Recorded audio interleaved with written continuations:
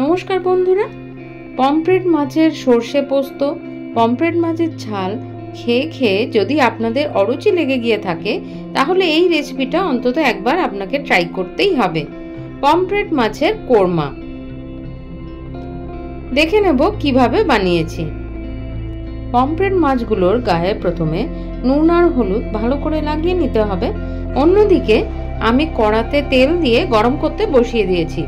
এক্ষেত্রে সাদা তেল দিলেই ভালো হয়, আর আমি এখানে রাইস ব্র্যান তেল ব্যবহার করেছি।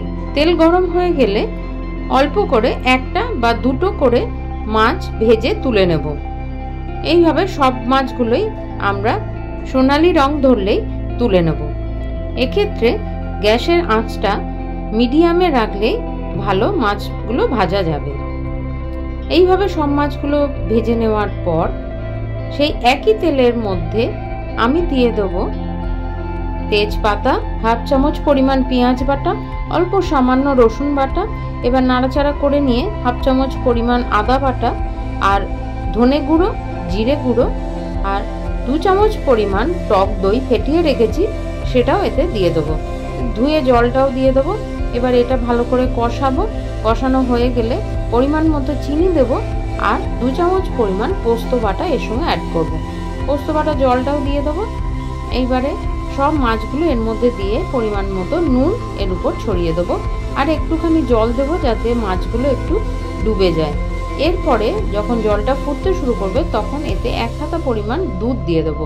এবার সেটাও ভালো করে ফুটে মাছটা যখন গা মাখা মতো হবে তখন এর উপর থেকে গরম মশলা গুঁড়ো, কাঁচা লঙ্কা আর ধনেপাতা কুচি ছড়িয়ে দিলেই আমার পমফ্রেট মাছের কোরমা একেবারে রেডি। শুধু একটাই আফসোস যে এই মাছের কোরমার যে টেস্ট সেটা আপনাদের সঙ্গে শেয়ার করে নিতে পারছি না। তবু আপনারা যদি বাড়িতে এটা তৈরি করে থাকেন তাহলে অবশ্যই এর টেস্টটা আপনারা বুঝতে পারবেন। গরম গরম ভাতের সাথে এই মাছ আর মাছের যে গ্রেভিটা এইটা দিয়েই পুরো ভাতটা খাওয়া হয়ে যাবে আর অন্য কিছু এর সঙ্গে খেতেই লাগবে না। তাহলে কেমন হলো রান্নাটা সেটা আপনারা বাড়িতে বানিয়ে আমাকে কমেন্ট করে জানাবেন। আর ভিডিওটা যদি ভালো লেগে থাকে তাহলে অবশ্যই আমার চ্যানেলটা সাবস্ক্রাইব করে আমার সঙ্গে থাকবেন। তাহলে আরও নতুন নতুন ভিডিও দেওয়ার জন্য আমরা অনুপ্রাণিত হব।